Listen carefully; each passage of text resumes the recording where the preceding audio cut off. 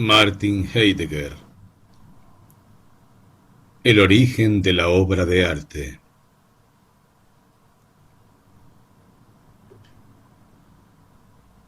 Origen significa aquí, aquello a partir de donde y por lo que una cosa es, lo que es y tal como es.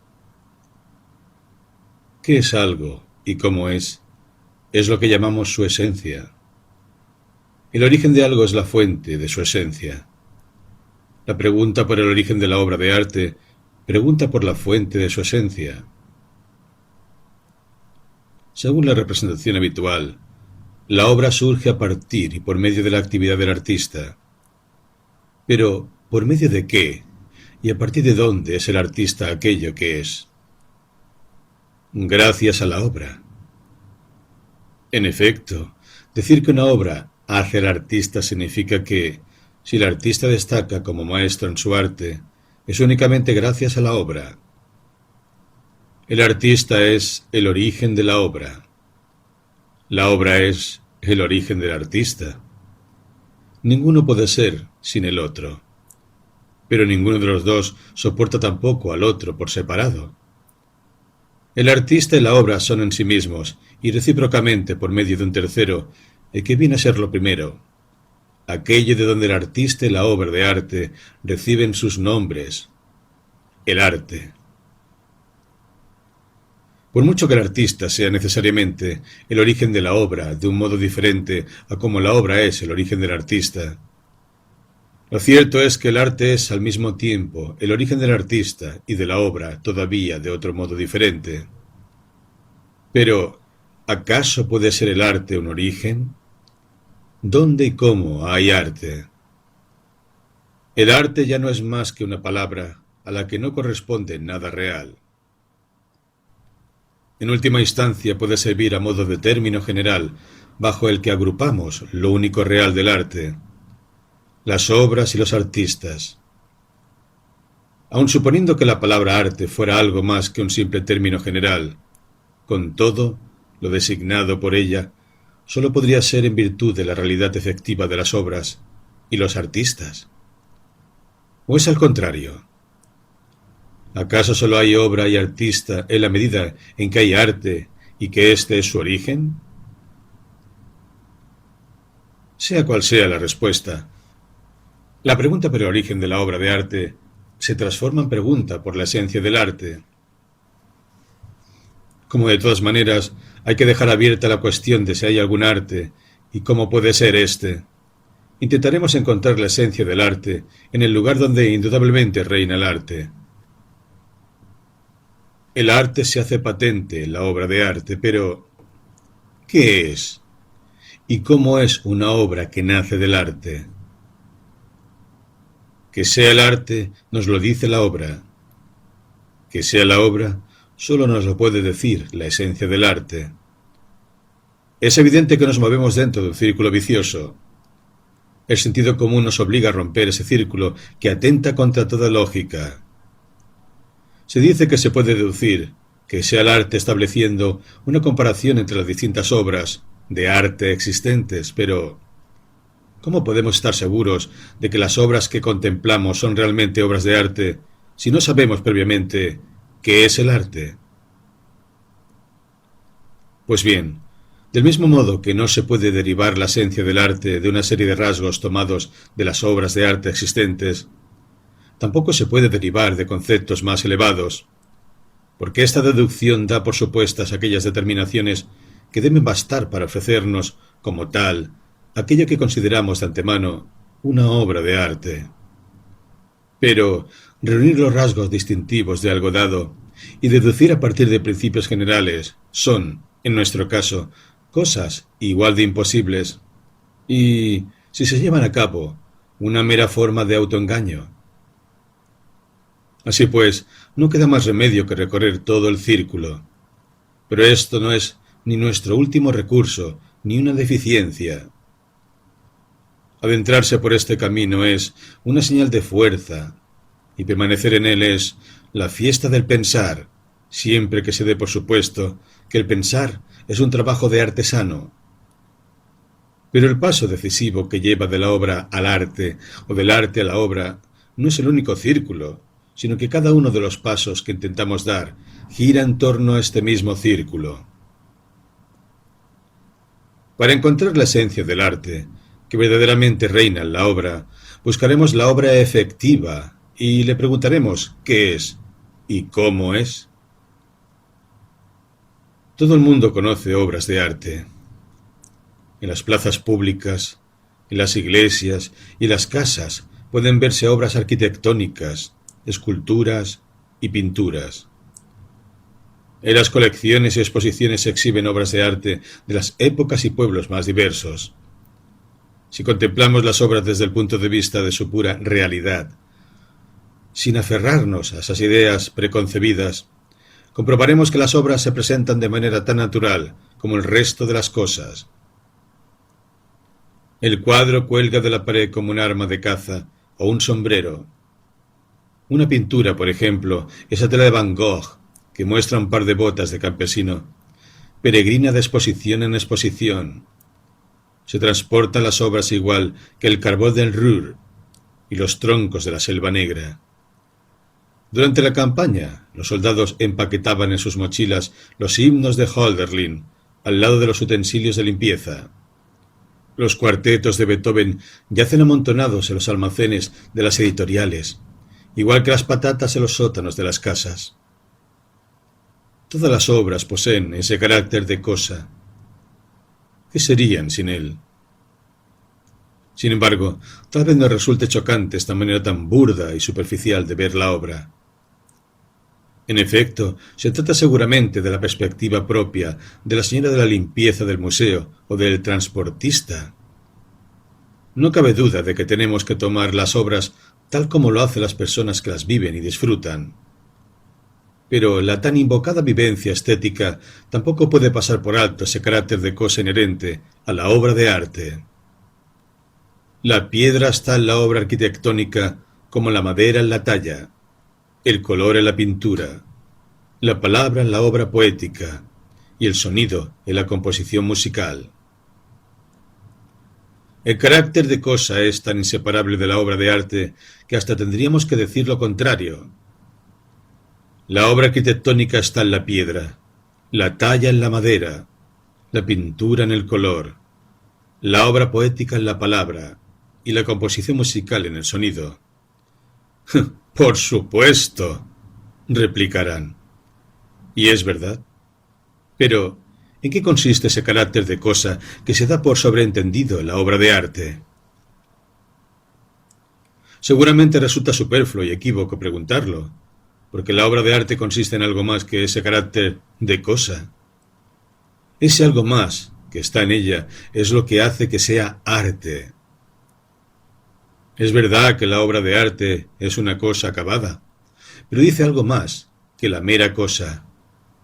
Agorenei. La obra nos da a conocer públicamente otro asunto. Es algo distinto. Es alegoría.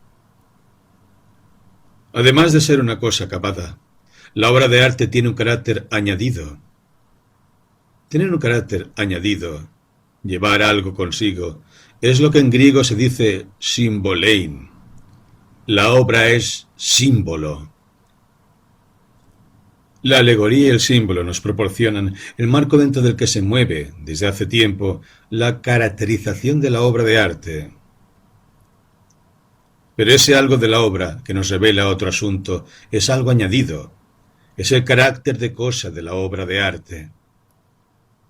Casi parece como si el carácter de cosa de la obra de arte fuera el cimiento dentro y sobre el que se edifica eso otro y propio de la obra.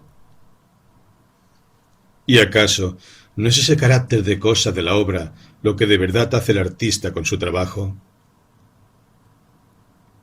Queremos dar con la realidad inmediata y plena de la obra de arte, pues sólo de esta manera encontraremos también en ella el verdadero arte.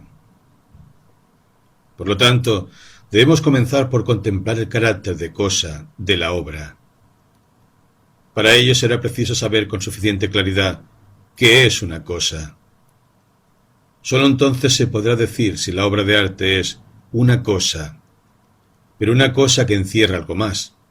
Es decir, sólo entonces se podrá decidir si la obra es en el fondo eso otro, y en ningún caso una cosa.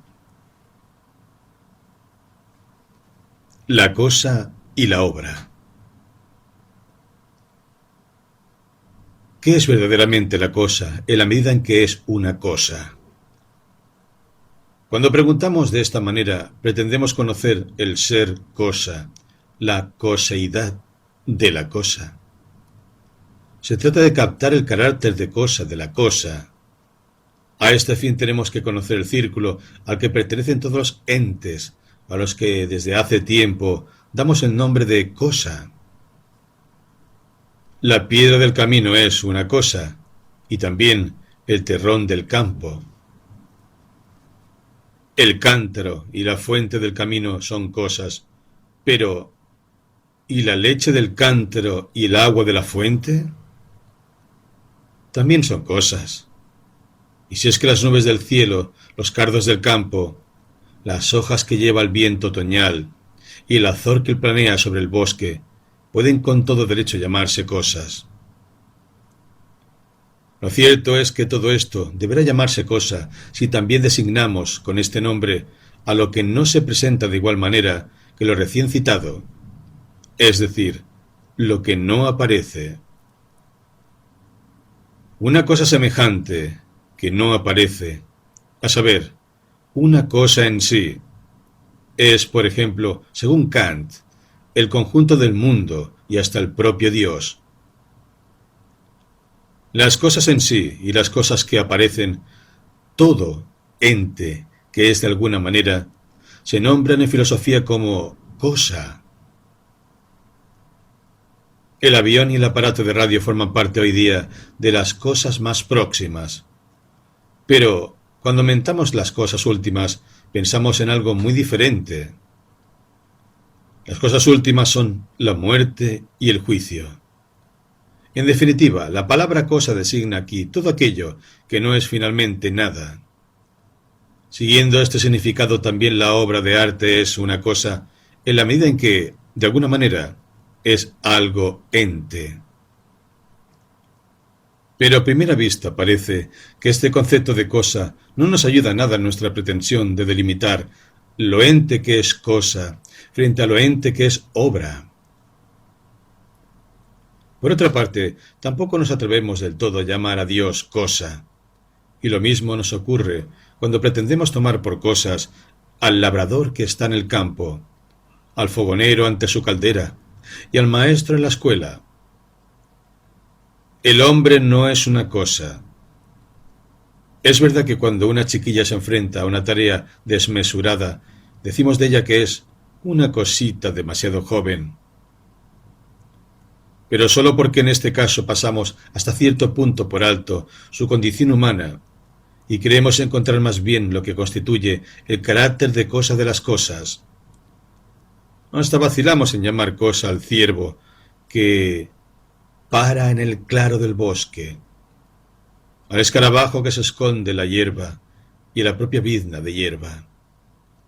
Para nosotros serán más bien cosas el martillo, el zapato, el hacha y el reloj, pero tampoco son meras cosas.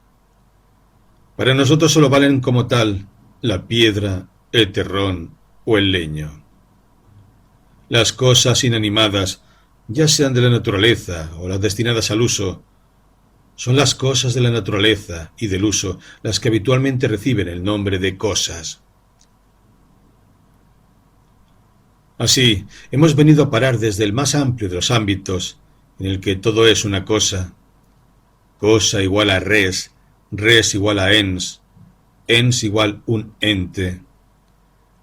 Incluso a las cosas supremas y últimas, al estrecho ámbito de las cosas a secas. A secas significa aquí, por un lado, la pura cosa, que es simplemente cosa y nada más, y por otro lado, la mera cosa en sentido casi despectivo. Son las cosas a secas, excluyendo hasta las cosas del uso, las que pasan por ser las cosas propiamente dichas. Pues bien, ¿en qué consiste el carácter de cosa de estas cosas? A partir de ellas se debe poder determinar la coseidad de las cosas. Esta determinación nos capacita para distinguir el carácter de cosa como tal. Así armados, podremos caracterizar esa realidad casi tangible de las obras en la que se esconde algo distinto. Es bien sabido que, desde tiempos remotos, en cuanto se pregunta qué pueda ser lo ente, siempre salen a relucir las cosas en su coseidad, como lo ente por antonomasia. Según esto, debemos encontrar ya, en las interpretaciones tradicionales de lo ente, la delimitación de la coseidad de las cosas. Así pues, solo tenemos que asegurar expresamente este saber tradicional de la cosa para vernos descargados de la fastidiosa tarea de buscar por nuestra cuenta el carácter de cosa de las cosas. Las respuestas a la pregunta de qué es la cosa se han vuelto tan corrientes que nadie sospecha que se puedan poner en duda. Las interpretaciones de la coseidad de la cosa reinantes a lo largo de todo el pensamiento occidental, que hace mucho que se dan por supuestas y se han introducido en nuestro uso cotidiano, se pueden resumir en tres. Una mera cosa es, por ejemplo, este bloque de granito, que es duro, pesado, extenso, macizo, informe, áspero. Tiene un color y es parte mate y parte brillante. Todo lo que acabamos de enumerar podemos observarlo en la piedra. De esta manera conocemos sus características. Pero las características son lo propio de la piedra. Son sus propiedades. La cosa las tiene. ¿La cosa? ¿En qué pensamos ahora cuando mentamos la cosa? Parece evidente que la cosa no es sólo la reunión de las características, ni una mera acumulación de propiedades que dan lugar al conjunto. La cosa, como todo el mundo cree saber, es aquello alrededor de lo que se han agrupado las propiedades. Entonces se habla del núcleo de las cosas.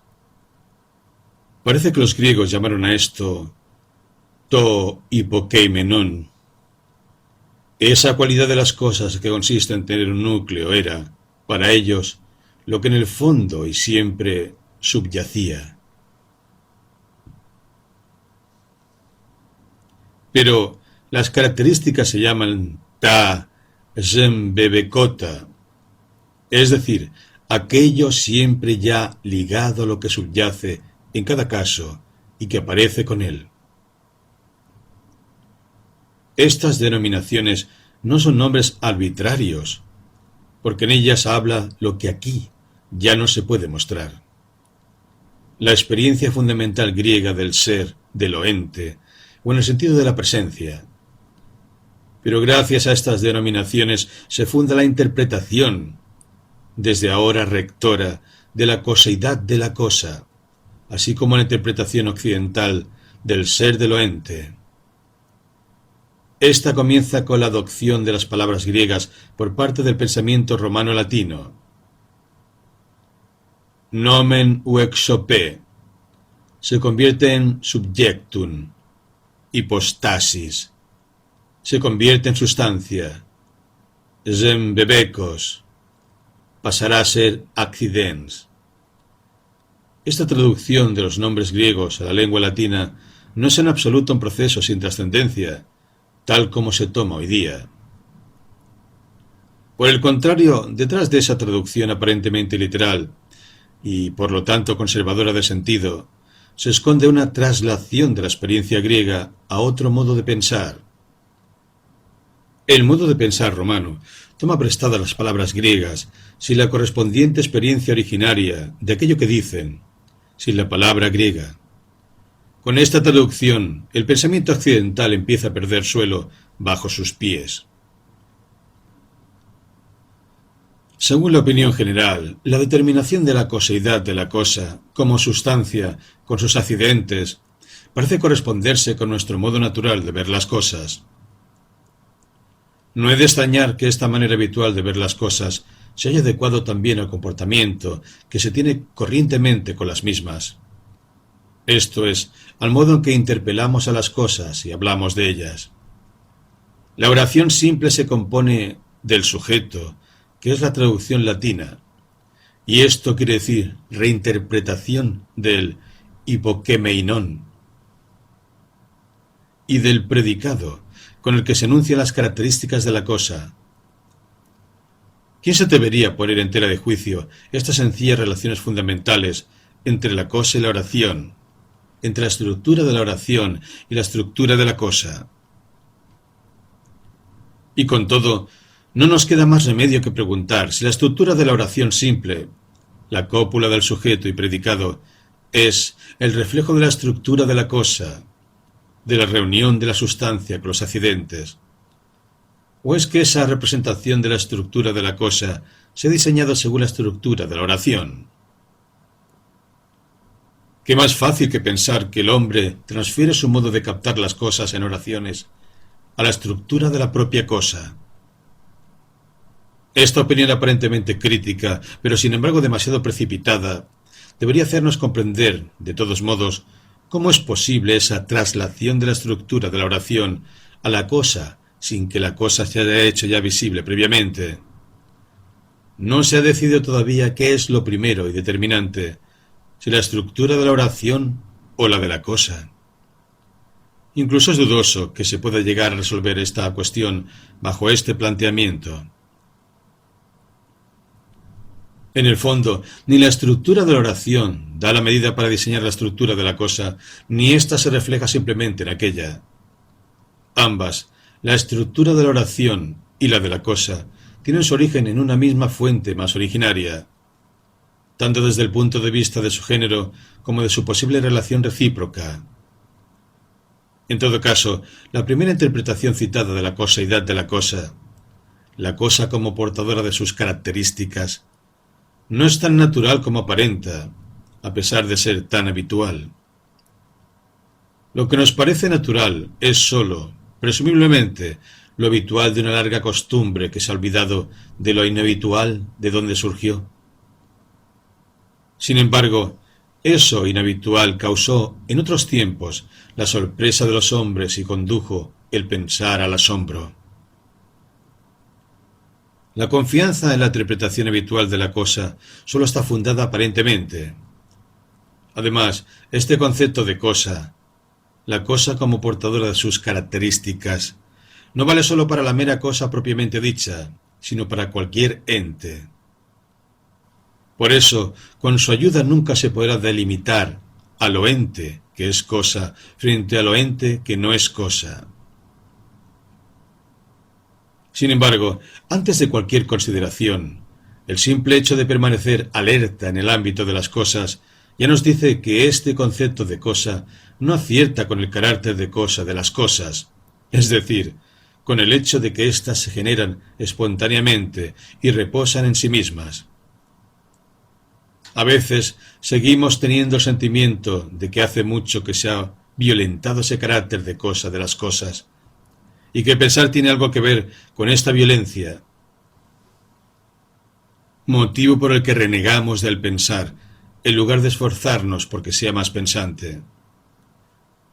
Pero, ¿qué valor puede tener un sentimiento, por seguro que sea, a la hora de determinar la esencia de la cosa, cuando el único que tiene derecho a la palabra es el pensar?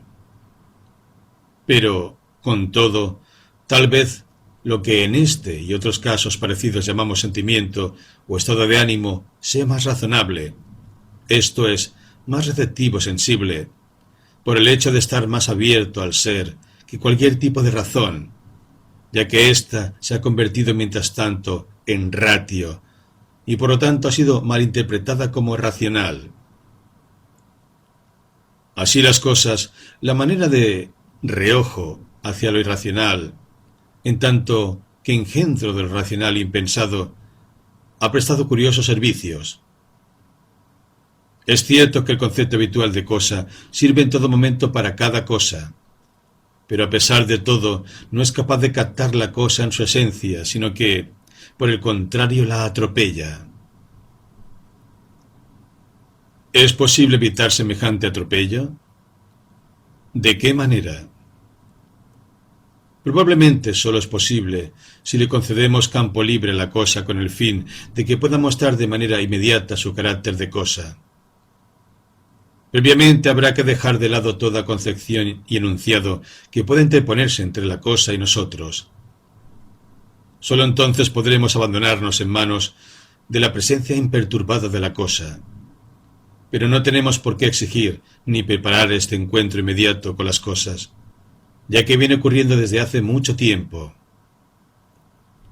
Se puede decir que en todo lo que aporta los sentidos de la vista, el oído y el tacto, así como las sensaciones provocadas por el color, el sonido, la aspereza y la dureza, las cosas se nos meten literalmente en el cuerpo. La cosa es el Eisteton, lo que se puede percibir con los sentidos de la sensibilidad por medio de las sensaciones. En consecuencia, más tarde se ha tornado habitual ese concepto de cosa, por el cual ésta no es más que la unidad de una multiplicidad de lo que se da en los sentidos. Lo determinante de este concepto de cosa no cambia en absoluto, porque tal unidad sea comprendida como suma, como totalidad o como forma. Pues bien, esta interpretación de la coseidad de las cosas es siempre y en todo momento tan correcta y demostrable como la anterior, lo que basta para dudar de su verdad. Si nos paramos a pensar a fondo aquello que estamos buscando, esto es, el carácter de cosa de la cosa, este concepto de cosa nos volverá a dejar perplejos. Cuando se nos aparecen las cosas, nunca percibimos en primer lugar, y propiamente dicho, un cúmulo de sensaciones, tal como pretende este concepto. Por ejemplo, una suma de sonidos y ruidos, sino que lo que oímos es cómo silba el vendaval en el tubo de la chimenea, el vuelo del avión trimotor, el Mercedes que pasa y que distinguimos inmediatamente del Adler. Las cosas están mucho más próximas de nosotros que cualquier sensación. En nuestra casa oímos el ruido de un portazo, pero nunca meras sensaciones acústicas o puros ruidos. Para oír un ruido puro, tenemos que hacer oídos sordos a las cosas, apartar de ellas nuestro oído, es decir, escuchar de manera abstracta. En el concepto de cosa recién citado, no se encierra tanto un atropello a la cosa como un intento desmesurado de llevar la cosa al ámbito de mayor inmediatez posible respecto a nosotros. Pero una cosa jamás se introducirá en ese ámbito mientras le asignemos como su carácter de cosa lo que hemos percibido a través de las sensaciones. Mientras que la primera interpretación de la cosa la mantiene a una excesiva distancia de nosotros, la segunda nos la aproxima demasiado. En ambas interpretaciones la cosa desaparece. Por eso hay que evitar las exageraciones en ambos casos. Hay que dejar que la propia cosa repose en sí misma. Hay que tomarla tal como se presenta, con su propia consistencia. Esto es lo que parece lograr la tercera interpretación, que es tan antigua como las dos ya citadas. Lo que le da a las cosas su consistencia y solidez, pero al mismo tiempo provoca los distintos tipos de sensaciones que confluyen en ellas, esto es, el color, el sonido, la dureza o la masa, es lo material de las cosas. En esta caracterización de la cosa como materia, ile, está puesta ya la forma, morfe. Lo permanente de una cosa, su consistencia, reside en que una materia se mantiene como una forma. La cosa es una materia conformada. Esta interpretación de la cosa se apoya en la apariencia inmediata con la que la cosa se dirige a nosotros por medio de su aspecto, eidos. La síntesis de materia y forma nos aporta finalmente el concepto de cosa que se adecua igualmente a las cosas de la naturaleza y a las cosas del uso. Este concepto de cosa nos capacita para responder a la pregunta por el carácter de cosa de la obra de arte. El carácter de cosa de la obra es, manifiestamente, la materia de la que se compone. La materia es el sustrato y el campo que permite la configuración artística. Pero semejante constatación, tan esclarecedora como sabida, hubiéramos podido aportarla ya desde el principio. ¿Por qué damos entonces este rodeo a través de los demás conceptos de cosas en vigor? Porque también desconfiamos de este concepto de cosa que representa a la cosa como materia conformada. Pero, ¿acaso esta pareja de conceptos, materia, forma, no es la que se usa corrientemente en el ámbito dentro del que debemos movernos? Sin duda. La diferenciación entre materia y forma es el esquema conceptual por antonomasia para toda estética y teoría del arte, bajo cualquiera de sus modalidades.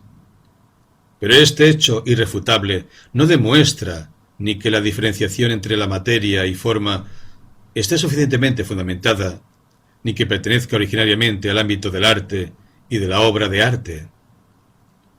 Además, hace mucho tiempo que el ámbito de validez de esta pareja de conceptos rebasa con mucho el terreno de la estética. Forma y concepto son conceptos comodín, bajo los que se puede acoger prácticamente cualquier cosa. Si además se la escribe la forma a lo racional y la materia a lo irracional, si se toma lo racional como lo lógico y lo irracional como lo carente de lógica, y si se vincula la pareja de conceptos forma, materia, con la relación sujeto-objeto, el pensar representativo dispondrá de una mecánica conceptual a la que nada podrá resistirse. Pero si la diferenciación entre materia y forma nos lleva a este punto, ¿cómo podremos aislar, con su ayuda, el ámbito específico de las meras cosas, a diferencia del resto de los entes? Tal vez esta caracterización, según la materia y la forma, vuelva a recuperar su poder de determinación, si damos marcha atrás y evitamos la excesiva extensión y consiguiente pérdida de significado de estos conceptos. Es cierto, pero esto supone saber de antemano cuál es la región de lo ente en la que tienen verdadera fuerza de determinación. Que dicha región sea la de las meras cosas no deja de ser por ahora más que una suposición. La alusión al empleo excesivamente generoso de este entramado conceptual en el campo de la estética podría llevarnos a pensar que materia y forma son determinaciones que tienen su origen en la esencia de la obra de arte, y sólo a partir de allí han sido transferidas nuevamente a la cosa. ¿Dónde tiene el entramado materia, forma, su origen? ¿En el carácter de cosa, de la cosa, o en el carácter de la obra de arte? El bloque de granito que reposa en sí mismo es algo material, bajo una forma determinada, aunque tosca. Forma significa aquí la distribución y el ordenamiento de las partículas materiales en los lugares del espacio, de lo que resulta un perfil determinado, el del bloque. Pero también el cántaro, el hacha y los zapatos son una materia comprendida dentro de una forma. En este caso, la forma en tanto que perfil no es ni siquiera la consecuencia de una distribución de la materia. Por el contrario, la forma determina el ordenamiento de la materia. Y no solo esto, sino también hasta el género y la elección de la misma. Impermeable para el cántaro, suficientemente dura para el hacha, firme pero flexible para los zapatos. Además, esta combinación de forma y materia ya viene dispuesta de antemano, dependiendo del uso al que se vayan a destinar el cántaro, el hacha o los zapatos. Dicha utilidad nunca se le atribuye ni impone con posterioridad a entes del tipo del cántaro, el hacha y los zapatos. Pero tampoco es alguna suerte de finalidad colgada en algún lugar por encima de ellos. La utilidad es ese rasgo fundamental desde el que estos entes nos contemplan. Esto es, irrumpen ante nuestra vista, se presentan y así son entes. Sobre esta utilidad se basan tanto la conformación como la elección de materia que viene dada previamente con ella, y por lo tanto, el reino del entramado de materia y forma. Los entes sometidos a este dominio son siempre producto de una elaboración. El producto se elabora en tanto que utensilio para algo. Por lo tanto, materia y forma habitan como determinaciones de lo ente, en la esencia del utensilio. Este nombre nombra lo confeccionado expresamente para su uso y aprovechamiento. Materia y forma no son, en ningún modo, determinaciones originarias de la coseidad, de la mera cosa.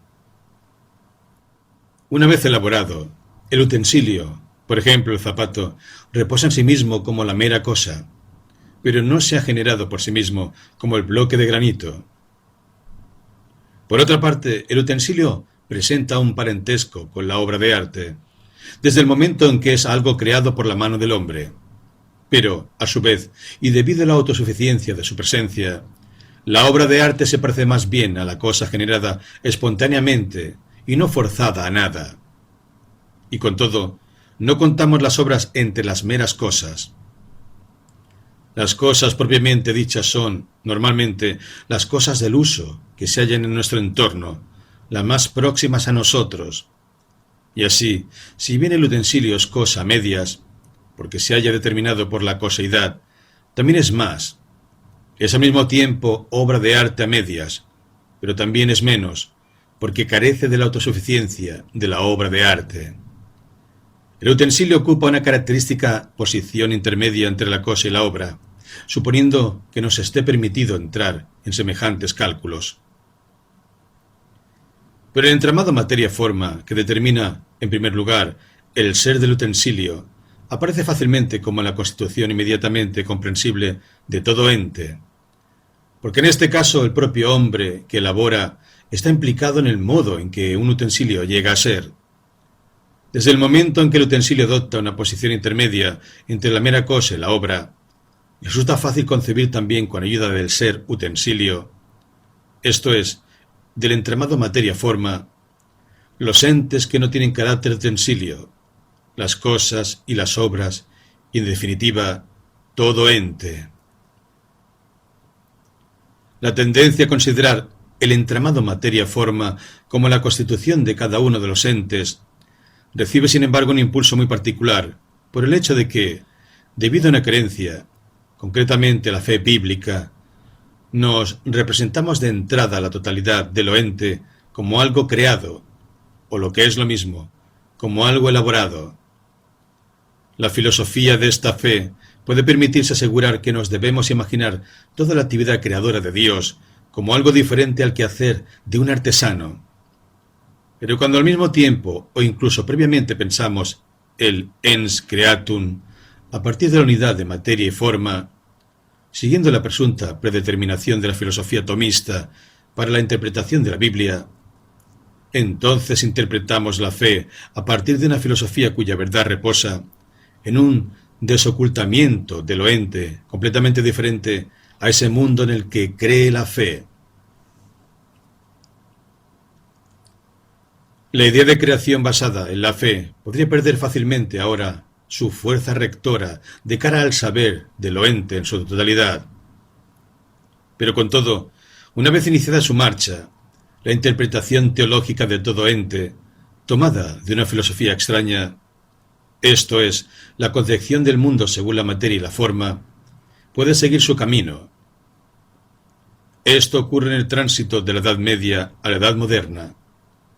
La metafísica de la Edad Moderna reposa, en parte, sobre el entramado materia-forma acuñado en la Edad Media, que ya solo recuerda a través de los nombres la sepultada esencia del eidos y la ile.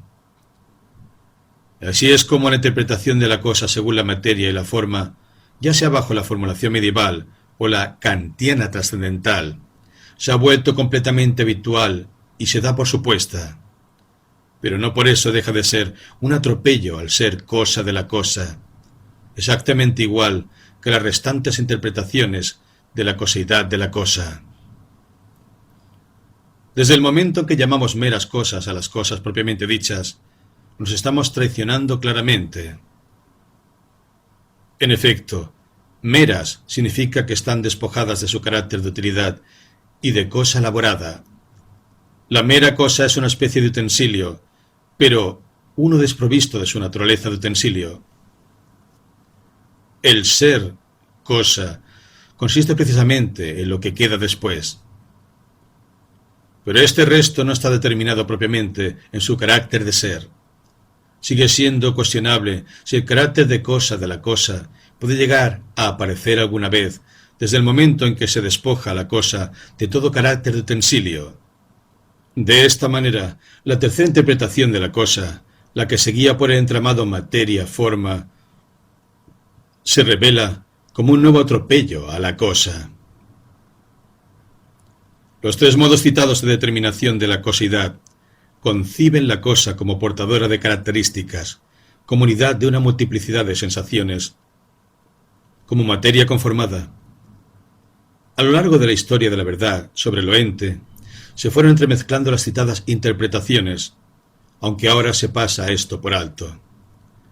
De este modo se reforzó aún más la tendencia a la extensión, que ya las distinguía, de manera que terminaron valiendo igualmente para la cosa, el utensilio y la obra. Así es como surge de ellas ese modo de pensar por el cual no pensamos solo sobre la cosa, el utensilio y la obra en particular, sino sobre todo ente en general. Este modo de pensar, que se ha tornado habitual hace tiempo, anticipa toda comprensión inmediata de lo ente. Dicha comprensión anticipada impide la meditación sobre el ser de todo ente, y de este modo ocurre que los conceptos dominantes de cosa nos cierran el camino hacia el carácter de cosa de la cosa, así como al carácter de utensilio del utensilio, y sobre todo al carácter de obra de la obra.